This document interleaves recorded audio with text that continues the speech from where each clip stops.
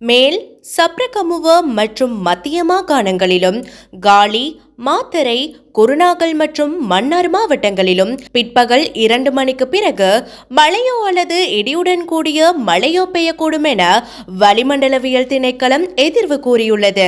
மேல் மற்றும் சப்ரகமுவ மாகாணங்களிலும் காலி மற்றும் மாத்தறை மாவட்டங்களிலும் சில இடங்களில் 50 மில்லிமீட்டருக்கு மேல் கனமழை பெய்ய வாய்ப்புள்ளது. ஊவா மாகாணத்திலும் அம்பாறை, மட்டக்களப்பு மற்றும் ஹம்பாந்தோட்டை மாவட்டங்களிலும் பல தடவைகள் மழை பெய்யக்கூடும் எனவும் வளிமண்டலவியல் திணைக்களம் வெளியிட்டுள்ள அறிக்கையில் தெரிவிக்கப்பட்டுள்ளது. மேல் சப்ரகமுவ மற்றும் மத்திய மாகாணங்களிலும் காலி, மாத்தறை மற்றும் குருநாகல் மாவட்டங்களிலும் சில இடங்களில் காலை வேளையில் பனிமூட்டம் நிறைந்து காணப்படும். இடியுடன் கூடிய மழை பெய்யும் போது தற்காலிகமாக பலத்த காற்றும் வீசக்கூடும்.